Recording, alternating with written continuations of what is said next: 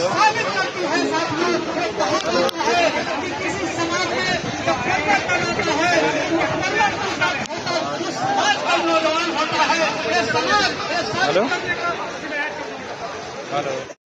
उसमें उस लड़ाई को लड़ने के लिए निमंत्रण नहीं भेजे जाते हैं। जिसका जमीर जिंदा होता है साथियों, वो कच्चे धागे में बंधा चला आ जाता है और अपने समाज के हक और अधिकार की लड़ाई लड़ने का काम करता है साथियों। और जिसका जमीर मरा होता है और जो अपने मान सम्मान और सम्मान को दूसरों के हाथ गिरवी रखा होता है साथियों, वो अपने घरों में अपने हाथों में चूड़ियां पहनकर वो कारों की तरह बैठा होता है। और जो भी समाज के नौजवान आंदोलन कर रहे हैं, उन क्रांतिकारियों को आंदोलन करने का काम कर रहे हैं। अगर हमारी मांग को नहीं मानते हैं तो जिस तरीके से पारसी समाज के लोगों ने तुम्हारी सरकार बनाने का काम किया है, अगर पारसी समाज तुम्हारी सरकार बना सकता है तो तुम्हारी सरकार उठाकर फेंक दी सकता है।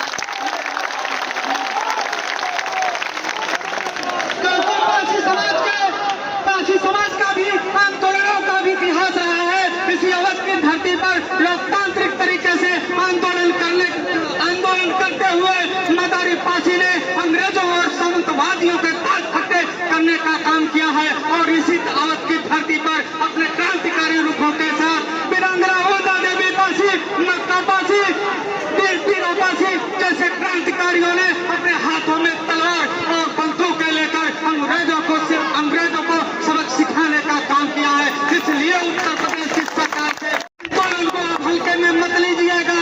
अभी हम पारसी समाज के नौजवान लोकतांत्रिक तरीके से महात्मा गांधी के रास्ते पर चल के इस आंदोलन को चला देने का काम कर रहे हैं। अगर हमें मजबूर किया गया तो हम अपने सर पर कफन बांध कर साथियों सरदार भगत सिंह का भी रास्ता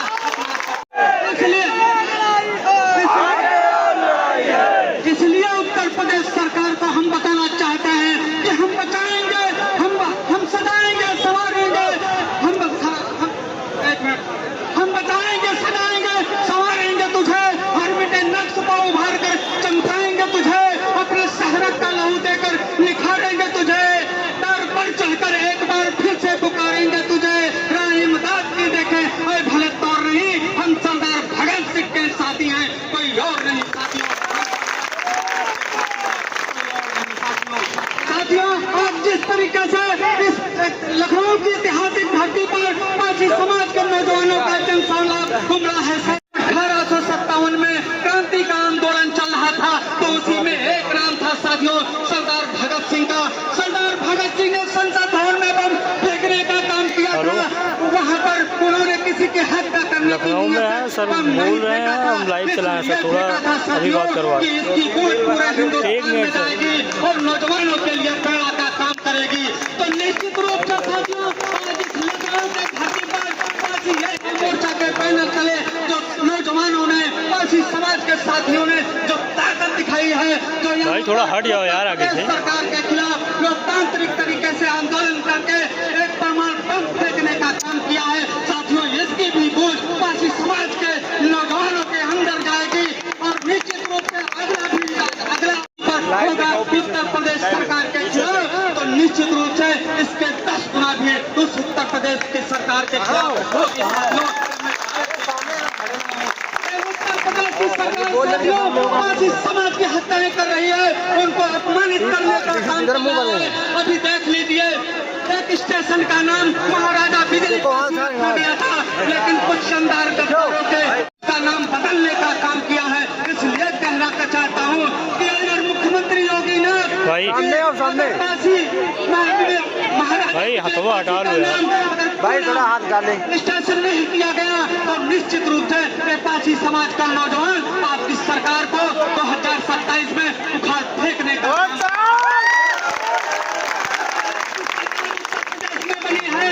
तो निश्चित रूप से इसमें पारसी समाज के लोगों ने कहीं न कहीं कुर्बानियां देने का काम किया है, लेकिन आपने पारसी समाज के पीठ में छुरा घोंपने का काम किया है, आपने जातिवाद का करने का काम किया है। इसलिए कहना चाहता हूँ साथियों कि पारसी थी जमीन लहू सारा पिला दिया, हम पे था जो वतन का कर्ज हमने चुका दिया, उनसे कहा एक चिराग जलाने को, इसी बहाने उसने मेरा घर जला दिया। किसी बहाने उसने मेरा सरकार ने पासी समाज को अपमानित करने का काम किया है, महाराजा बिजली पासी स्टेशन का नाम बदलने का काम किया है, वो साथियों पासी समाज के पीठ पे छुरा घोंपने का काम किया है। साथियों हम बताना चाहते हैं कि पासी समाज को एकता कैसे लानी चाहिए, एक उदाहरण देने का काम करूंगा कि मंगेश यादव की इनकाउंटर पुलिस ने किया और उसके समाज के लोगों ने इतनी जबरदस्त एकता दिखाने का काम किया कि आज उत्तर प्रदेश की सरकार बैकफुट है साथियों, और उस पीड़ित परिवार वालों को यादव समाज के लोगों ने आर्थिक रूपों से लगभग 50 लाख रुपया तक डोनेशन देने का काम किया। ये जज्बा यादव समाज में है साथियों, यही जज्बा इतना बड़ा दिल पासी समाज के लोगों को भी लाना होगा, तभी पासी समाज में साथियों क्रांतिकारी परिवर्तन होगा साथियों। अन्यथा हम आंदोलन करते रहेंगे साथियों, कुछ होने वाला नहीं है। एकता तभी आएगी जब हम सब लोग मिलकर एक साथ लड़ाई लड़ेंगे। इन शब्दों के साथ साथियों हम अपनी बात को समाप्त करते हैं। समय देने के लिए बहुत बहुत धन्यवाद साथियों।